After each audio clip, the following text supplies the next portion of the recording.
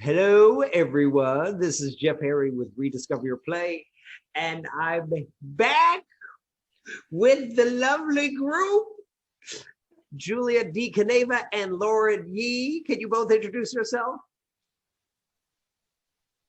That's me. I'm Julia. I work as an intentional living coach, and I'm just an all around, have an insatiable curiosity, especially for human behavior. So, this kind of thing is my jam. I did want to allow Julia to go first since her name came first. I'm Lauren Yee. I am a cultivator of curiosity and facilitator of community. And so this is my group of finding out stuff because that's what I love. So I'm here for it. And Lauren, you brought up what we want to start exploring, and we'll see where this takes us. But what do we start? So we've in our death chats, which seems like maybe a scary title, but it's not so scary. It's just a thing that happens. But in our death chats before, we've talked a lot about like what that looks like for us or how we've experienced it in our circles. But something that we haven't really gotten to touch on very much is like once that change happens for someone in your life, what happens after that, and like the mourning process or the traditions that surround it for yourself or culturally or whatever. And that can look like a lot of different things to a lot of different people. With that, it's a lot. And I'm not sure if that has sparked anything specific for anyone for a place to kind of start, or if we almost want to just say, like, if it was like, if you had to describe like mourning as a feeling, maybe we could start there. I mean, it's like, what do you feel, or what does it feel like, or like, what kind of picture does it paint? Like, if it was, I feel like I've done this with Jeff before, but in like about good, happy feelings. But like, if you're talking about mourning, like, what does that feel like, or what colors is it, or that kind of thing? What's the feel?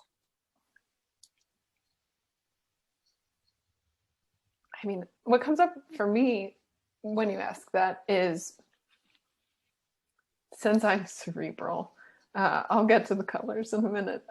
Just the idea of mourning as kind of like a state of being, in a sense, so that it sort of encompasses all of the things. And to me, it feels like a period of reflection.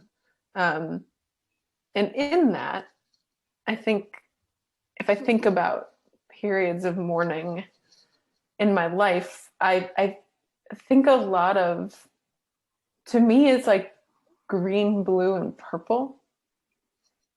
And it's like all of the things in terms of emotions. Like because there's so much stillness, then like the happy memories and the sad memories and the sadness about not having more happy memories, and like just layers of all the things. Yeah. Yeah, I kind of resonate with the blue. Like I envision as like dark blue, yeah, and very, yeah, just very dark. And it reminds me of, I forgot which Harry Potter movie, but the Harry Potter movie where you could only see the skeleton horses if you had experienced death, you'd seen death. And I think of that, where like there's certain people that understand it and then other people that just don't. And what's ironic is my mom just came by to drop off apple strudel, not for me, but for my girlfriend and her kids. And she had just come from a funeral, you know? She had just come from a funeral of one of her classmates that was, you know, my mom's like 1947, so 73. And, you know, her classmates are like 78, 77, you know. And it, you know, as she was dropping it off, because we couldn't hug it, like, you know, I could tell there was a certain like sadness and a certain like loneliness and a certain like looking for connection, that because she was just coming from a place where she was, I think it was the wake, where she couldn't connect with them, even though she was there, you know, where it's such a weird time where even, at least what's happening in Illinois is they're discouraging people to go to funerals and wakes because you shouldn't be in groups.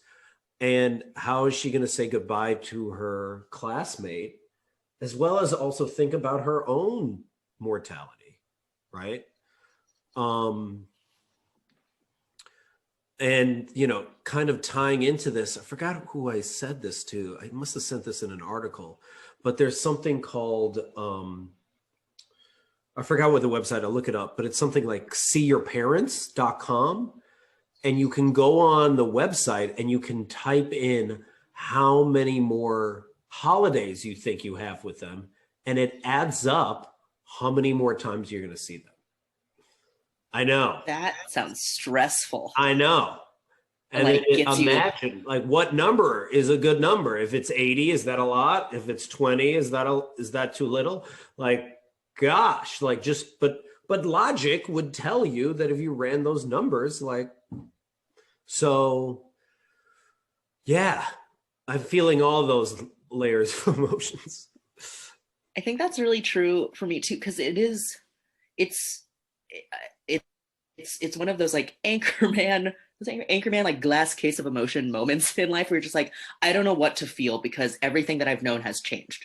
Mm-hmm. And so you're like, do I feel happy or sad? Do I feel bad that I feel happy for a second? Mm-hmm. It's just like a very confusing time. And to talk about color, I feel like the times that I've had experienced this in my life, whether it was for somebody like a family friend or a direct family member, like depending on how close you are in your circles of how well you know them, it's still been kind of the same for me of like, I really love colors in general. Like I have a set of cookbooks over there that's organized in rainbow color.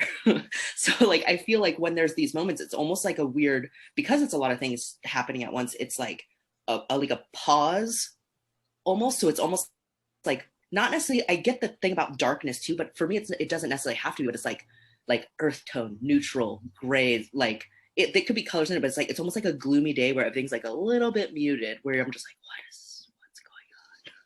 And it's just like, I need to like understand my world, which feels almost aggressive, but that's what's happening. And I want to say there's, even as a person who's experienced, I've had my mom pass away, and 10 years later, my dad pass away. And that was even several years ago at this point. And so even, I mean, I was at different points in my life, I guess, too, but like how I experienced it when that happened for me and my mom versus me and my dad, being able to like understand what that looked like was like, I think that there was a part of me that was just like, nope, this isn't real. And I just like didn't refuse to accept it, but like didn't know how to process it. So I was like, okay, I just keep doing things. But then like I was older the next time that happened with my dad. And so it's like, okay, I've had this experience before. I want to be like, not in it, but like, okay, I know kind of what to expect, or like maybe things that I should think of. I don't even want to say should, but just like, mm-hmm. I had, unfortunately, some familiarity, but I like could understand that it was like okay to have all of these feelings at once.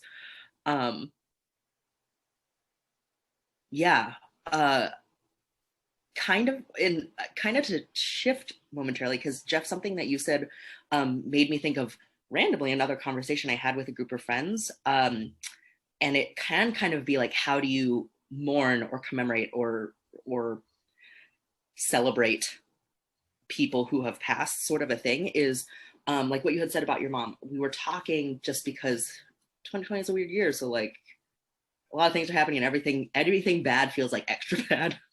And it feels like there's hiccups along the way, but there's like two main times where like death feels everywhere. And I feel like for me, one of them, like the way that we were talking about it was like, one is, for me now, it's like when all of your like childhood people you looked up to, like the actors and the actresses and the people on the game shows and the sports icons and like musicians, and like once they get old enough that they're all like starting to pass away, and you're like, oh my God, my childhood. And then once you get past that, there's like some number of years, and then the sort of expected time when it's like, then your friends and classmates and like people, and they start to pass away. And I don't really know what to make of that, but I feel like those are also different things, because how you mourn or celebrate or commemorate people who you know versus who you look up to can be super different. And it's weird because we don't always they can mean a lot to us, but we don't, it like hits us so much harder, or like we're okay doing more of like a happy, oh, this person's life was so great, musician, actor who I don't really know, but I like idolized. And then when it's like your own person, you're like, I can only think of the bad stuff. Totally. Just like gonna give it a minute. No, I'm sorry. I say a lot of things. No, it was beautiful. It was wonderful. I mean, because we've talked about Chadwick Boseman, right? Mm-hmm. And also just even things like Alex Trebek passed away recently. I was like, oh, I love Jeopardy. Mm-hmm. I know, and like that's all I knew about him, really. Yeah. But it's like a core part of my like existence. Yeah.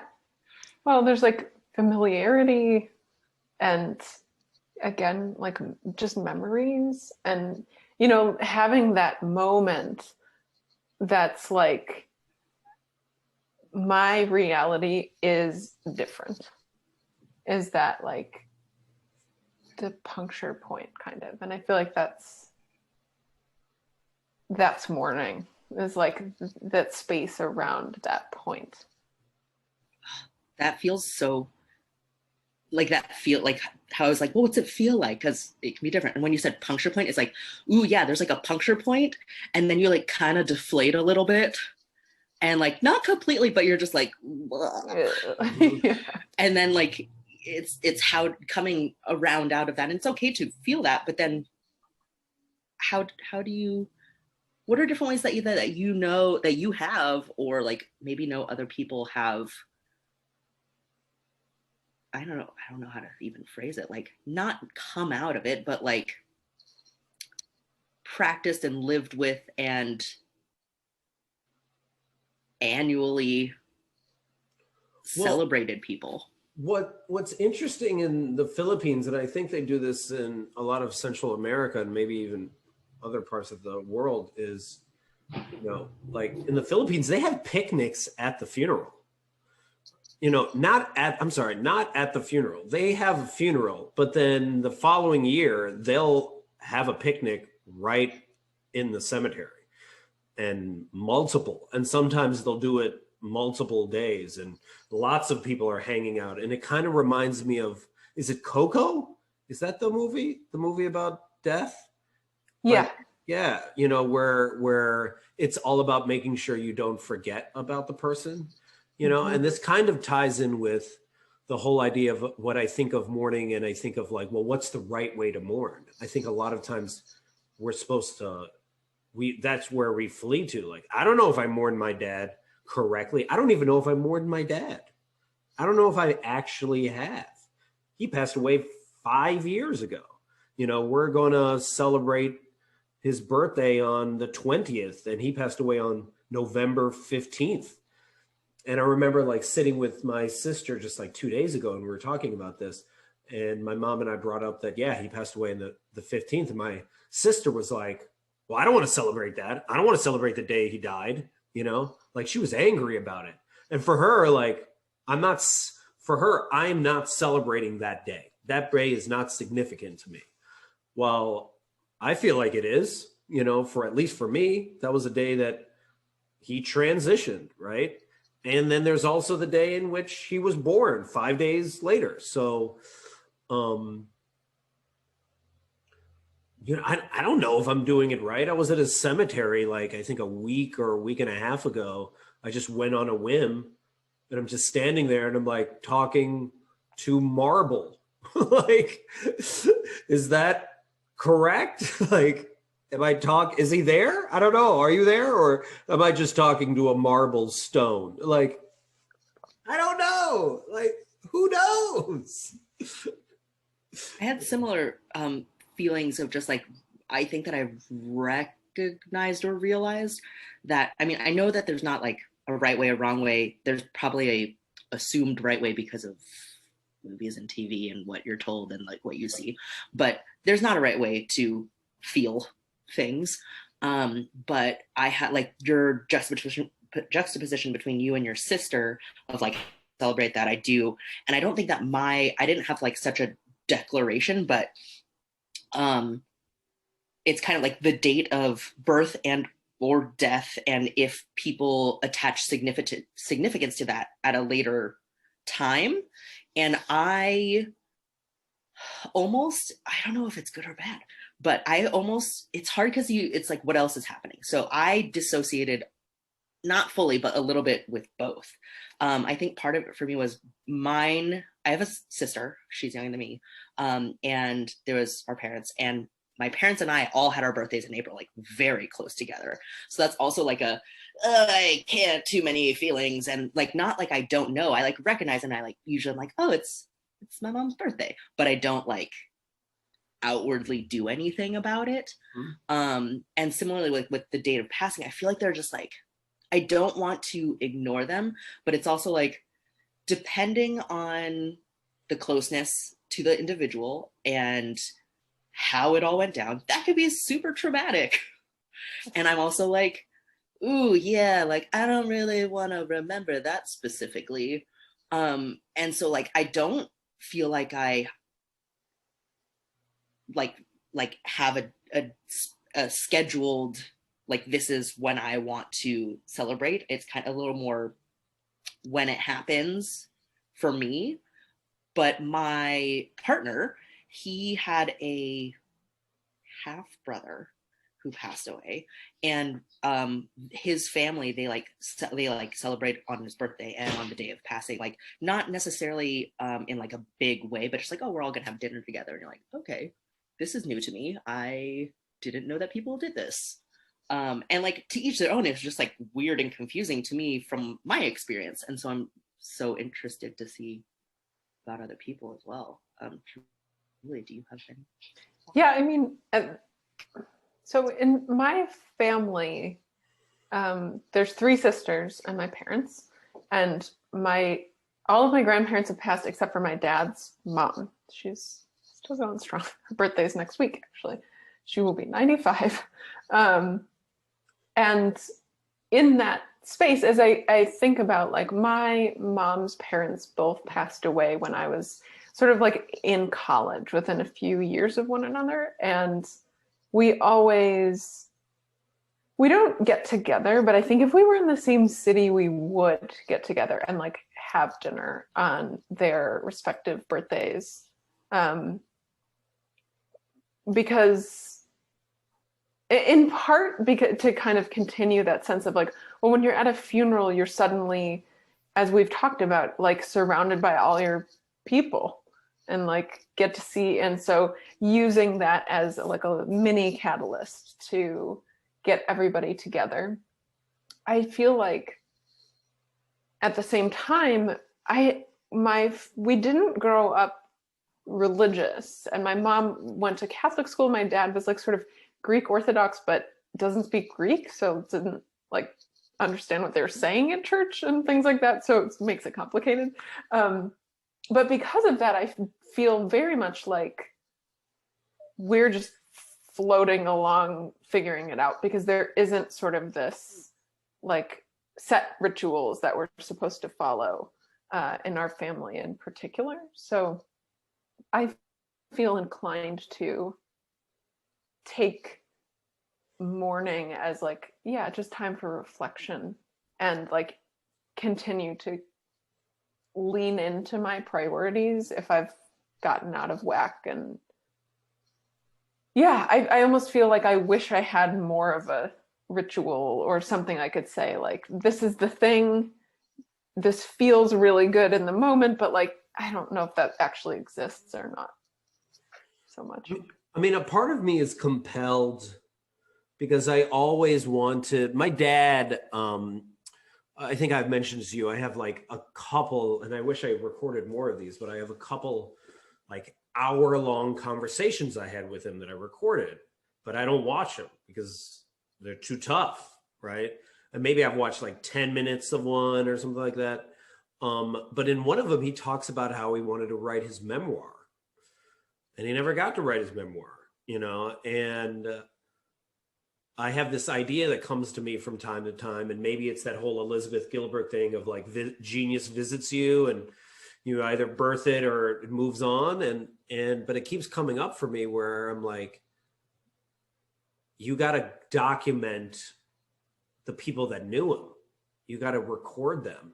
And if COVID wasn't going on, I think a part of me would be like, I'm going to fly to New York, interview a bunch of people. I'm going to fly to Canada, interview a bunch of people. I'm going to go to St. Vincent. Like I would strongly be interested in doing that and like devoting like 2 months to it.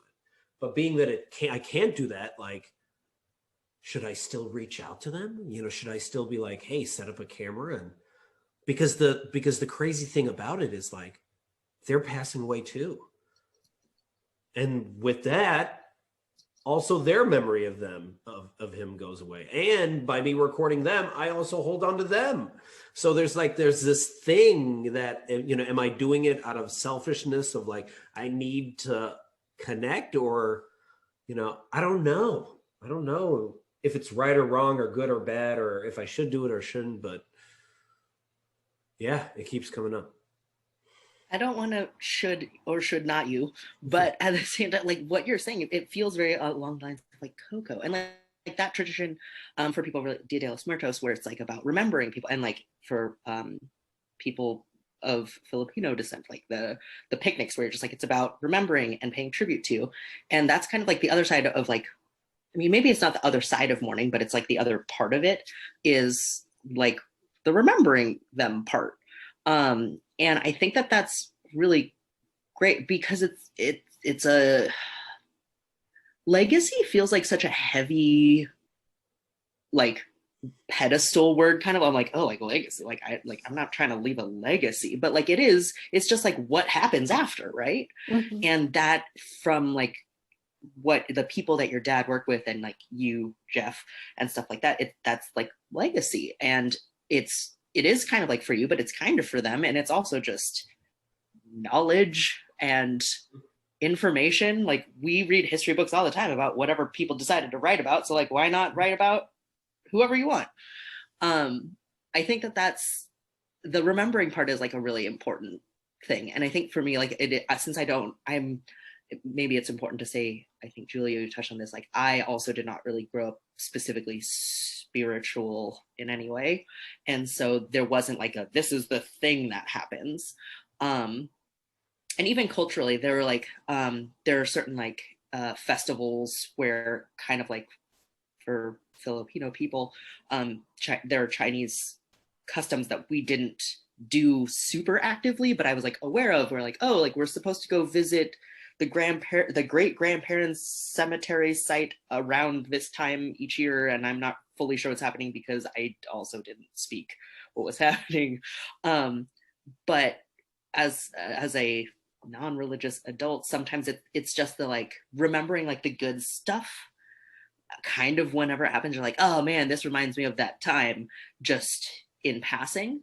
Or there is we, as a tangent, both of my parents were cremated, as a past tense. Were cremated, and my sister and I scattered ashes in Hawaii, because we didn't go like all the time, but we went there as like a family vacation a handful of times, and like my mom really liked the beach, and like we had gone when it was just like my dad and me and my sister, and so we scattered ashes in like the same bay. And so sometimes it's kind of like a nice, I think Jeff, you mentioned this at one point too, where it's kind of like a nice thing, because it's like our Mecca or whatever trip is like Hawaii, so it's like kind of a nice thing. But then like when we're there, we're like, oh, like let's go to that bay and like put a lei or some like flowers in the ocean, and like have a moment and just like actively think about them. But that can't happen. I can't do that every year all the time. But it is like a nice thing that gets to happen that's a little bit more planned. But it's like a opportunity to remember people, and whether it's a place or a memory or a active thing you create for yourself or others, because I know that it can seem selfish, but it's also like other people want to remember that person. Like you're not the only person who knew them. Like other people want to remember them too. And it gives them kind of an opportunity or an excuse.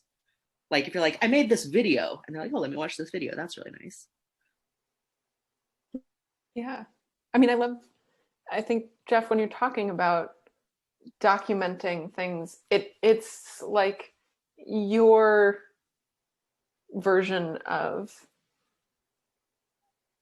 yeah, like remembering. And it's so that process, in that process, you're not insisting that everybody else goes out and records everything, but it is this kind of reminder to the rest of us also to find our own route for, like, yeah, remembering and honoring people, and really not waiting too long, because so often we hear like the regrets of the dying are, I never asked my mom what her favorite food was when she was a kid, or something like that, just the little things. So yeah, I think having awareness in whatever process, and you love to record conversations, like that's your route. That makes so much sense to me. And it doesn't really matter if there's like an outcome or a goal beyond just the creation of it. Like you'll see where it takes you.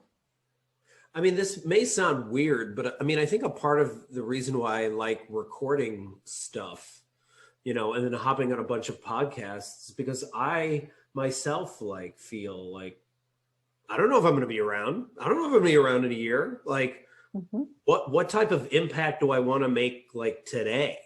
And if I could share some story that has some impact with someone on some random person's podcast that 3 people listen to, you know, that might make a difference, right, in someone's life, you know, long after I'm gone, right? And I think of that for, you know, my dad, and like what impact he probably had, and me gathering more stories of him, not only may celebrate who he is, but also remind other people of like, oh, you know, there's something magical, not just about my dad, but maybe something magical about me, right? And I don't know, maybe I'm the only one that feels this, but like each time I hear COVID deaths, like it's soul crushing to me. Like it just doesn't even, you know, America has 10.5 infections, 244,000 people have died. How is that not like in 1 year, separate from all the other deaths that usually happen, you know? How is that not having a ripple effect that it's affecting the entire country, right? Or the entire world? You know, when you I just heard this on NPR like an hour ago, where, you know, nurses are going through compassion fatigue, which is similar to PTSD, because they just don't have enough. They don't have any more. They don't have any more compassion or energy or empathy, because here comes another person that they have to take care of. And it's to the point that they're nurses, and when someone, I guess, codes, meaning like they go into arrest, before they can run in to stop it, they have to put their stuff on, their PPE stuff. So that person might die as they're putting their stuff on. And then they have to cope with that. Like, it's just, I don't know, it just blows my mind as to where we currently are, and how I don't know if we fully embraced what is actually happening every day here. Yeah, I don't think we have. I mean, I think a big part of it is like people don't even want to tune into a casual conversation about death, much less like opening up the reality of so many people dying. And then also, you know, because that onion always just comes back to like your own mortality. Everything always just dials back to that. And I think that's a huge part of why people are so like listless and restless, because they're just trying to stay busy enough Yep. to ignore it, but they're not, it's like when you're depressed and you can't do anything, but you want to do all the things so you're Yeah. not in it. So push and pull. That's very real. I feel like the thing that, as both of you were sharing those things, the thing that made me, the thing that I kind of got to, or that was like hovering, and it's not a full thought yet, but it's like it brings bringing humanity back to death. Yeah. But it also, it's hard because it's, to a lot of people, it's like scary, or the mortality and that thing, but like not to be like death is happy. It doesn't have to be that, but it's just like, is there a more positive spin or version or something, or at least a way of like framing it, right? Because like the sort of like snippets that I can think of is, yeah, it's terrible, like the fact that some people are having to like die by themselves without family, specifically now, like that sucks. But kind of like at funerals, it's like, it is sad, but like many people it's hard to like make sure that other people do this, but like they don't want to have like a sad funeral. They're like, oh, I want it to be a celebration of life. I want you to like think about the good memories. And so can we think about like, oh, like all this good these people did, like it's really a bummer that they don't get to do more, but like look at all this great stuff, be inspired by these things. And even like Jeff, with your dad's thing, or anybody's family or otherwise, like who's to say that someone in any point in time is not an important part of history? It's just, history is like whoever we know about or are taught about. And I hated history in school, but what made history interesting eventually was the stories. And it's not about like they were the general of this war, battle, one place. Like I don't retain that, like, oh, like here's this like one person who did this really cool thing and affected like these 100 people in their community, and all of those people did other stuff, but like that's like a very pivotal, like I can connect emotionally to like that person, like caring so much to do something. And I think it's the like the baby foundation points of the pyramid of like, we're living through history right now, always actually, but especially right now, and all like the little, everyone's stories matter. Yeah. It's just who's get told or not, or unfortunately some are cut short, but like that doesn't mean that they didn't have a voice or can't have a voice afterwards. And like maybe it's up to not specifically us, but like people to uplift that part, which is sometimes hard because you're going through a lot of feelings at those times, but then being able to do the positive output after. Yeah, this popped up when you said that, of like what impact do people have after they've passed away. I think of I don't know, Monet. Have you ever been to Amsterdam? There's a whole museum devoted to Monet, and that dude died alone and never knowing that he was a good artist. Like it just happened. Like, and you never was able to see it. And I think, I don't know if it was some nerdy, what Doctor Who.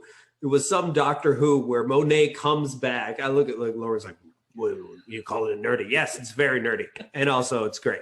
But in that show, they show Monet come back and actually visit his museum, and he's like in tears because he sees a museum of his stuff that he had like sitting in the freaking corner, that he didn't care about. And there's hundreds of people that are celebrating him. And it's like, man, like that just gets me like there. Like if everyone could be celebrated that way.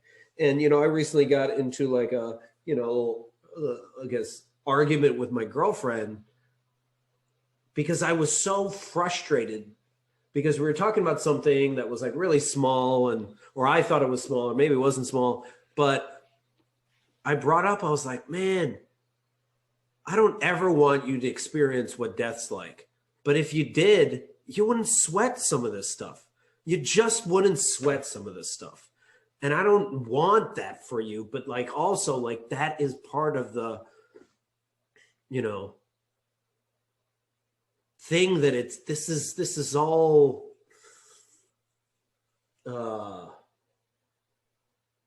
amorphous. This all can just go away at any moment. And I like don't think it's wait, like the blessing and the curse of the fleeting. yeah, yeah. But there's something that I do believe that because of my dad, if there's one thing he taught me many things, but if one thing he taught me with his death is it's like, how do you want to show up today? Because you have that. You have like the next hour or the next minute. That's it. That's all that potentially is guaranteed to you. And it's not even guaranteed to you, right? So, it goes back to the website I said earlier with the See Your Folks. That's what it's called, seeyourfolks.com, where if you knew you're only going to see your parents or your grandparents or your loved ones 5 more times, would your behavior change? And if so, why? Yeah. I mean, I think that comes up a lot for people after a death, because then they think back on, you're all part of the mourning is like reconciling all the times that you maybe would have done something different, and thinking about how you can be different, how you can act different then in the future, and then reconciling that you can't act differently with that person, but with other people it still matters. And yeah, all of the layers of that realization. Yeah. This is kind of off a tangent, but if you can follow me for a moment, I've been researching the 8-hour workday. Oh, right? yeah. And I'm fascinated with what I have found that apparently 8-hour workday was invented in, I think, 1814 by a Welsh labor activist called, like, I think Jim Cone or something. And it was like 8 hours of leisure, 8 hours of work, 8 hours of sleep, right?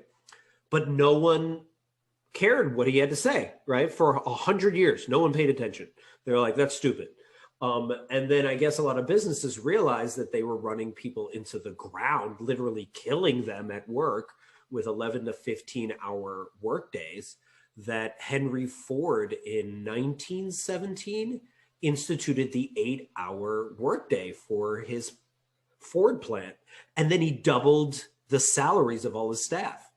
And everyone's productivities went up, right? Like, it was like, oh my gosh, look at this. And he was like disrupting and blah, blah, blah. But anyway, the only reason I bring it up is nothing has changed in over 100 years.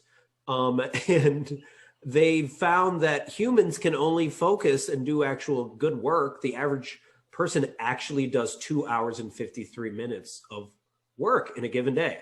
The rest of the time, they just kind of mess around or go to meetings or make up work or whatever. They busy themselves with all this stuff. And it just blows my mind when I go back to death, because I'm like, that's 5.5 hours. It's 8.8 hours that most people are working, at least in the US. That's 5.5 extra hours that no one is doing anything every day for 365 days, or maybe 300 days, whatever, and then you add that up and it's like, that's all this wasted time. Time you can spend it with your family, time that you can spend pursuing what you love, time looking for your loved ones, time, mourning or reflecting. And instead, what are we doing? It just seems so backwards to me. This is like a constant topic in my life. I go on like major soapboxes about my, like, maybe we could start with a 6-hour workday, 4 days a week. So you can still get some meetings in, but you really just have a little time to do deep work.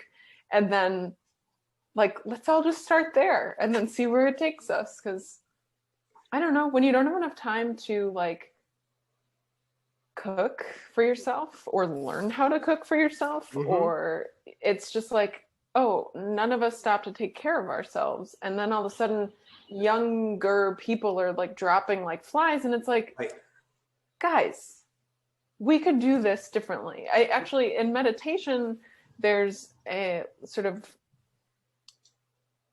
saying, mindset around how you can't get more time in your life by meditating, but the quality of attention that you can bring to your life is like double the amount of time. Absolutely. I totally believe that. Sold. And it frustrates me so much because one of the biggest regrets of the dying is I work too much. Always, because it doesn't actually mean anything. Even if you're helping other people do amazing things, it still doesn't totally make you feel like your existence made a difference, like that someone else couldn't have replaced you in that position to do that job. Like you're not just like spouting out your own gifts to people.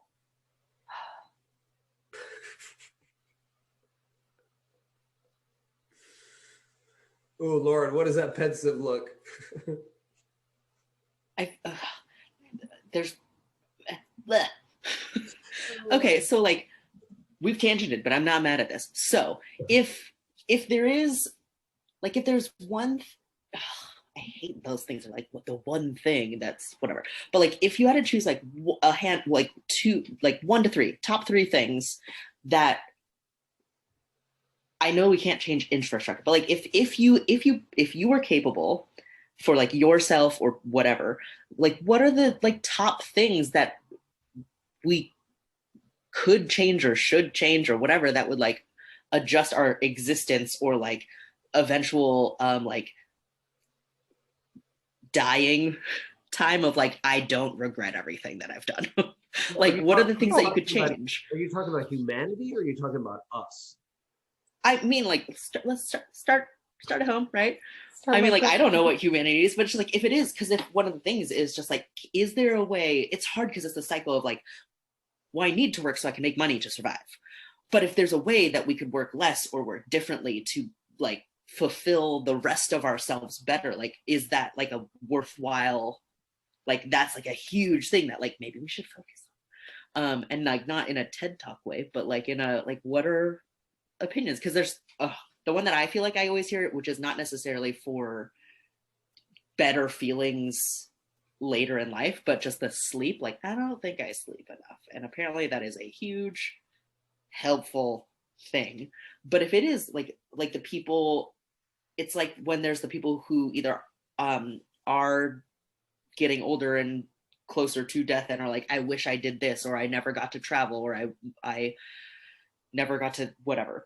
Or the people, and like on the flip side, I guess, the people who are like, Betty here has lived to be 105 and they're interviewing her on the news and she is like, I drink bourbon every day. And you're like, okay. Yeah. Like what are our, like, are there things that would help us have happier end of lifetimes? Like, I don't, there's not like an official answer, but like, what are the categories or things to consider? Like one of them being like, can we find ways to work less? Because so many people, me included, don't take advantage of vacation. Yeah. Like it's there and you're supposed to take it. You're allowed to take it, but you like don't. Well, here, I'll answer it this way. First, here, because I'm looking at the top regrets of the dying, the top 5 regrets of the dying. Oh. Right? And okay. I wish I hadn't worked so hard is one. I wish I had the courage to live a life true to myself, not the life others expected of me. Woo! That is a big one. Heavy. That's a heavy one. That's a heavy one. I talk about that one a lot. Another one. I wish I had the courage to express my feelings. I wish I had stayed in touch with my friends. And 5th is I wish I had let myself be happier. It makes me so sad. You know, and I guess the way I would answer it is, or I was answering it today on an interview is someone was asking me, well, what should we be doing differently? And I was thinking, well, usually our answer, and at least in America, is always do more. Oh, my business is not doing well. Well, then you got to do more calls. Oh, I'm well, I'm not healthy. Well, more exercise, more. And it's like, I think we got to do less. I think this celebrating of less stuff, less things, less, like I think of siestas in Spain or even in the Philippines, my family, the kids, when they were going to school, would go home for lunch. Like, was just less work. And we have found ourselves busying ourselves so much, ironically enough, to find importance. And instead, we are finding ourselves all feeling insignificant. Yeah. I mean, all of that reminds me of like why I'm obsessed with intentional living. Because for me, it's about, I used to work 80 hours a week, and I would almost fall asleep at work in the middle of the day because I wasn't getting enough sleep, and I was definitely not eating well. Not even like, anyway, I won't go on that tangent, but after getting cancer, it was like, okay, so if the food I eat is not supporting my body, then like, what's the point? But I don't have enough time. So I need to make the time to cook for myself, because I need to learn, like I had to relearn or just learn for the first time how to listen to like what I actually need over the voice that's telling me like, you should eat pizza and like donuts and like comfort food, getting down to the level of like, I'm tired right now. Maybe I should take a nap instead of drinking some caffeine. I'm tired right now. Maybe I'm not hungry. Maybe I just should take a nap. And just like really learning how to tune in, because I've been a like pretty diehard nonconformist my whole life, even though I've had my phases of like Lacoste polos and pearl necklaces and stuff. But like, for the most part, I'm always just like, fuck everybody. Like, I'm going to do my own thing. And in that, I think there's so much freedom, because if you don't give a shit what other people think of you, that helps a lot. Easier said than done. But I think a big part of that is people are afraid of discovering who they are, because we're not taught that. But it's like, guys, you're magical. I'm sorry, but whatever you find deep inside of you is not going to be scary. I don't think you're repressing your serial killer tendencies. I don't think that's how that works. Like, just being so jazzed about yourself helps. Like, I just think everybody's awesome. I know I say that a lot, and people are like, we're not snowflakes. I'm like, we're so awesome though. Okay, like, get out of my face. You're like a living human being. That's amazing. So like, let's figure out what you like to do. Like, why not? And through that lens, like, everyone's amazing. There are people that disagree with me on stuff that I think have the potential to have an amazing impact in the realm that they live in. And they probably, like, we don't need to pretend to influence one another, because we have our own spheres of influence that we live in. And like, it doesn't make them less awesome. And so, yeah, I think just like a lot of that, I always say if I ran for president, my platform would be mental health, emotional intelligence, and like an emphasis on education, but like in a less structured, overachiever, perfectionist kind of way. Right. I'll just say this one thing. What resonates with me about you saying, oh, well, everyone is awesome, is like, I think of, the idea of like, well, is each of our lives a miracle, right? And I've heard this numerous times, but the likelihood that you're going to be born is like 1 in 400 trillion. Like, that's the probability that everything works out for you. So in many ways, it's pretty amazing. It's utterly ridiculous. It is a miracle that you are here, but we don't act that way. No. Totally. I feel like I don't know the actual math, and I can't do backwards numbers, but it's some of the things, like, it's kind of like the reverse family tree, right? So like, for you to exist, there was like your parents and their parents and their parents and theirs, and like, it takes like 200 something whatever 100 years ago, for like whatever, hundreds of years ago, several generations, for you to be here. And you're like, oh my God, like, I've never thought about it that way. Yeah. And I'd love to treat it more like that. Think it's about hard sometimes. Representing everyone before you. Yeah.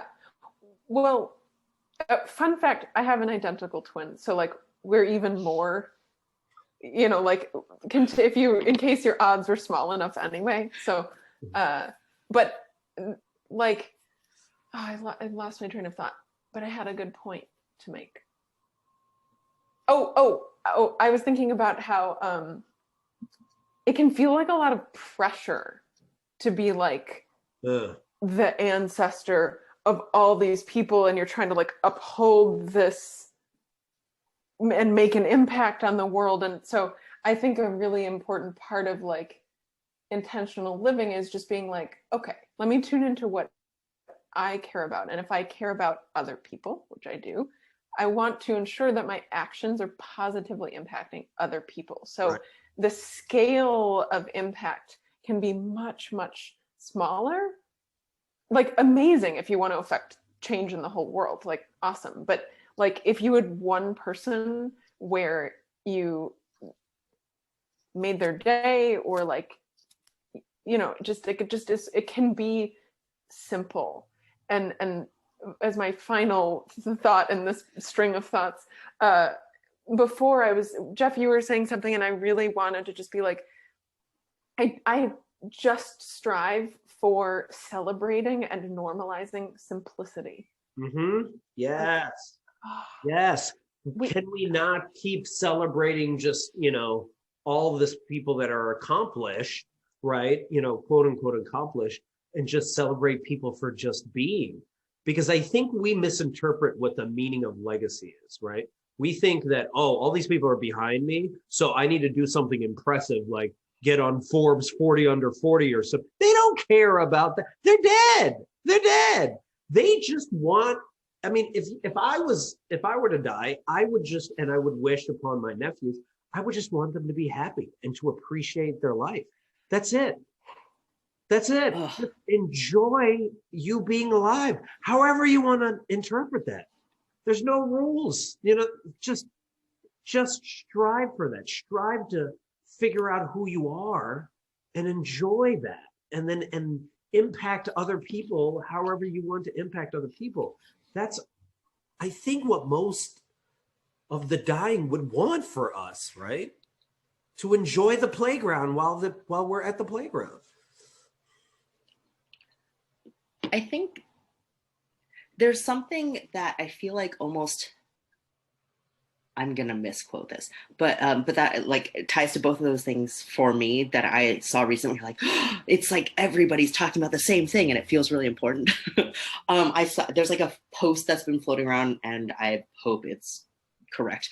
But it's like a, I don't know if it's like a gravestone or like a monument or something like that, but it's like some woman's name, and she was like enslaved person, or like she came somewhere and like she did this and had these kids and whatever and blah blah blah blah blah, and she'd be so proud of her daughter, and it was like Michelle Obama was like how far she's come. And it is just one of those things, like you just have to be and do good around you and enjoy yourself, and like things will happen eventually. Like it doesn't have to be all up to you, but it is like enjoy your life because it's all we've got, and then don't be sad at the end of it.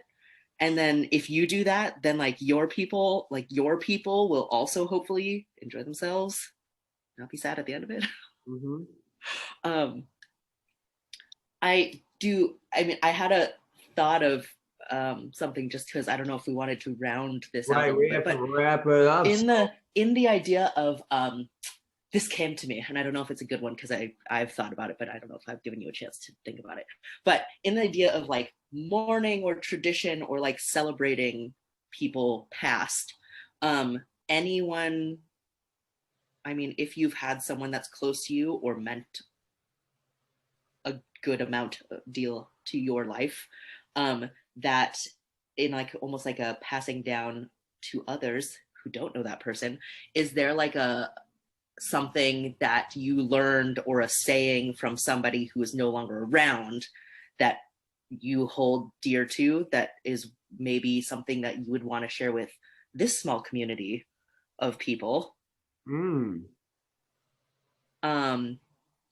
If you want to think about it for a second, we can have a moment of reflection, and I can also go first if that's helpful, because like this has been floating in my head for a while. You go right ahead. So like mine is, I've said this on often, I feel like lately, but the like word of wisdom, or something that I feel like I didn't realize that I had growing up, and then I as I became a young adult, recognized that it was like a catchphrase of my dad's, if you will. But it's it is what it is. But it was never a like give up version of the mantra. It was just like a now what. And I think that it kind of has shaped me, and I feel like I'm not trying to like put it on everyone else, but I feel like it's really relevant sometimes, where you're just like, you can't change that thing. That's done now. It is what it is. So now what do you want to do about it? Like, how can you fix it? How can we move forward? And it's like a hopeful version of it is what it is. And I enjoy it. It's like, it was so much so that like my sister and I, there were t-shirts in Hawaii that we found that said, it is what it is. We're like, oh my God, we're buying these. We bought, like, I think we had gone for some other reason, but like he was still around at the time. Like we bought one for him and he like wore it. We're like, this is so perfect. But that I hold in, I think like in my core, it's real. And I feel like it's a helpful thing that is from my past people that I can share with other people. Do you all have anything that you might want to share? That's beautiful and very zen. Radical acceptance. A specific phrase isn't coming up for me, but in 2016, one of my organizing clients, it was like a couple, and the man had just turned 50 and he died of a heart attack. And it was just like,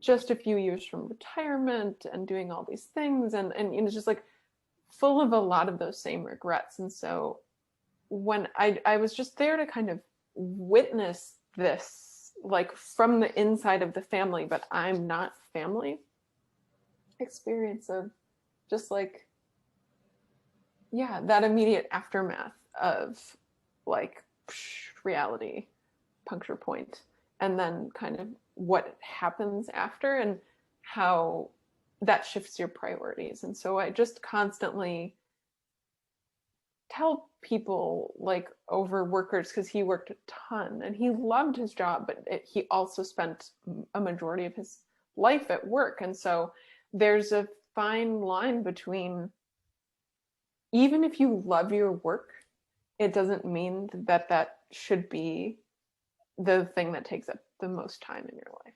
Like, yeah. So that was really that's not a phrase, but I think just because you love it doesn't mean that it's the right to do or be the biggest thing. So yeah, I feel like that's, for me, really important. Two that come up. There's Nadia Medina, who was my academic counselor at Tufts University. And she didn't have a phrase, but I think of whenever I would work with her, and I always felt like she chose compassion over judgment. And that was a great feeling, because I was a mess. I didn't know what I was doing. I was getting bad grades. And regardless, she always came with compassion instead of judgment, which really created a safe space for me to express myself. And that was really powerful. That's one of the biggest takeaways I got from her. And then from my dad would always say, there's a time and a place for everything. And this is neither the time nor the place. And whenever I think of that phrase, I do the opposite.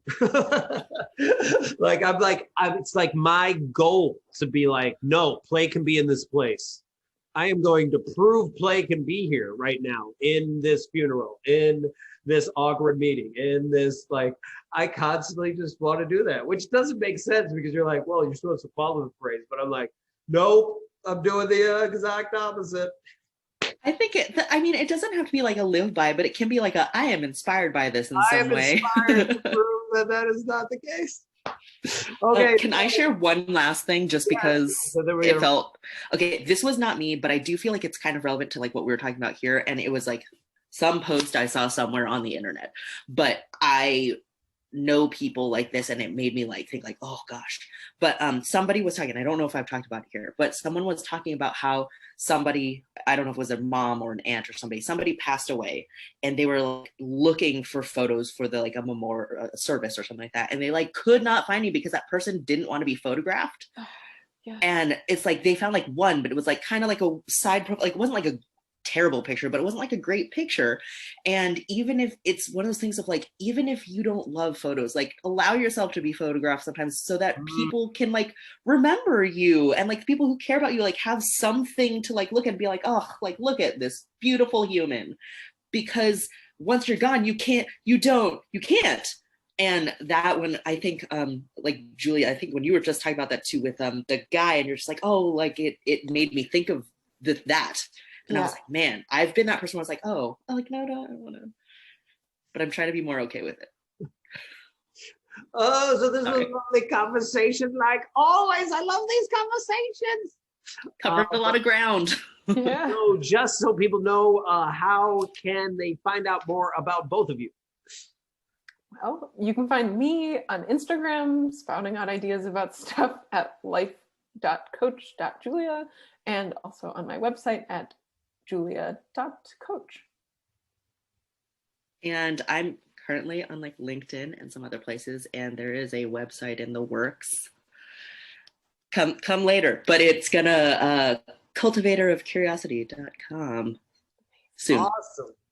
And thanks everyone for listening. This is Jeff with Rediscover Your Play. Thank you very much, everyone. Take care.